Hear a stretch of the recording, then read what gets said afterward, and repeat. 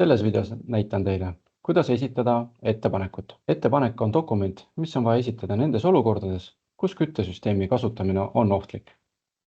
Ettepaneku alusel võtab Päästeamet ühendust eluruumi omanikuga ja suhtleb edaspidise küttesüsteemi kasutamise osas. Olukordades, kus küttesüsteem on küll lagunenud ja ohtlik, aga seda ei kasutata, siis sellisel juhul ei ole vaja ettepanekut esitada, kuid info küttesüsteemi olukorra kohta on tarvis märkida korstnapühkimise aktile. Esmalt enne ettepaneku esitamist on vaja teha korstnapühkimise akt. Selleks valin välja siis huvipakkuva hoone.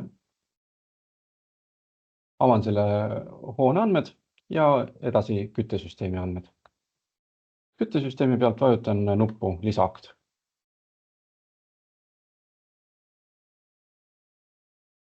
Aktile on eeltäidetud küttesüsteemi andmed ja kuna mina korstnapühkijana olen varem ka sellel aadressil käinud, siis on ka töötellija andmed juba eeltäidetud. Need andmed on eeltäidetud ainult sellisel juhul, kui mina olin viimane korstnapühkija, kes sellel aadressil käis. Oluline on kindlasti seejuures need andmed üle vaadata, sest sellel korral võib olla töötellija keegi teine kui eelmisel korral. Kui need andmed on kõik korrektsed, siis täidan ära teostatud tööd ja muud küttesüsteemi andmed. Kuna mina korstnapühkijana tuvastasin probleemi ja küttesüsteemi kasutamine ei ole ohutu, siis tuleb seega siin seisundi all ära märkida. Märgin ära samamoodi ka siis selle, et korsteni ühenduslöör on kontrollitud ja puhastatud ja antud näite puhul ongi probleem korstnaga.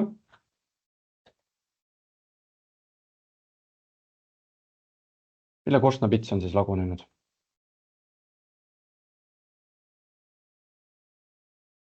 Liikudes edasi korstnapühkimise akti peale, siis on mõned kohustuslikud väljad, mis tuleb veel täiendavalt ära täita.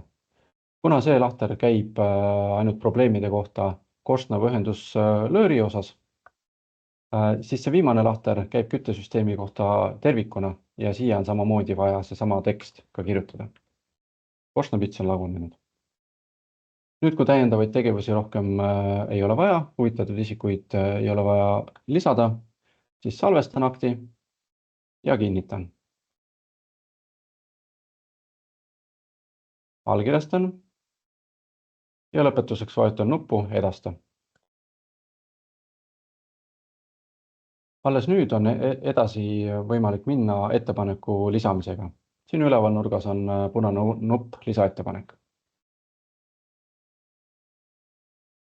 Ettepanek on siis täiendava dokument korstnapühkimise aktile ja sellega antakse siis Päästeametile info, et siin aadressil on probleemne küttesüsteem. Siin on töötellija andmed juba eeltäidetud. Tuleb üle vaadata, kas antud juhul on need ka korrektsed. Alati võib neid siin ka muuta. On info selle kohta, et mis oli probleem, ehk siis korstnapits on lagunenud. Ja samuti tuleb lisaks ära täita siis tegevus, mis on sellel hoone omanikul vaja teha selle jaoks, et küttesüsteem saaks ohutuks. Antud juhul mina korstnapühkijana toon siin soovituse, et tuleb renoveerida korstnapits Pottsepa poolt.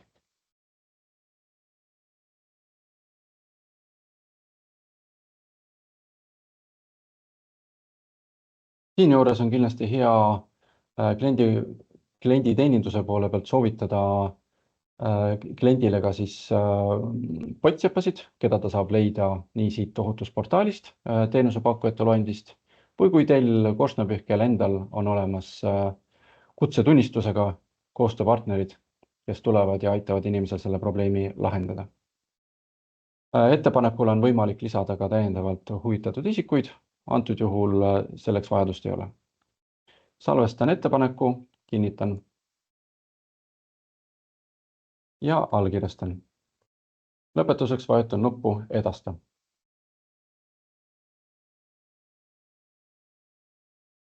Nüüd, kui korstnapühkimise akt ja ettepanek on koostatud, juhin tähelepanu sellele, et küttesüsteemi andmetes on näha, et selle küttesüsteemi kasutamine ei ole lubatud. Selle jaoks, et seda küttesüsteemi hakata uuesti kasutama, peab inimene selle probleemi ära lahendama. Valikuna oli toodud siin siis kutsuda Potsepp, kes renoveerib või ehitab uue korstnapitsi. Selle jaoks, et see seisund siin portaalis muutuks, tuleb see korstnapits renoveerida ja lisaks sellele siis, kui seda teeb kutseline Potsepp, siis tal on võimalus siseneda portaali, avada küttesüsteemi andmed ja märkida siia seisundiks kasutamine on lubatud.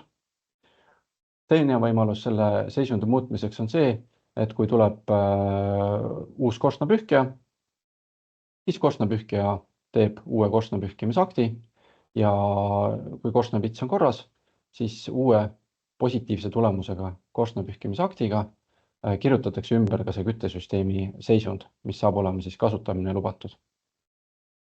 Aitäh kuulamast!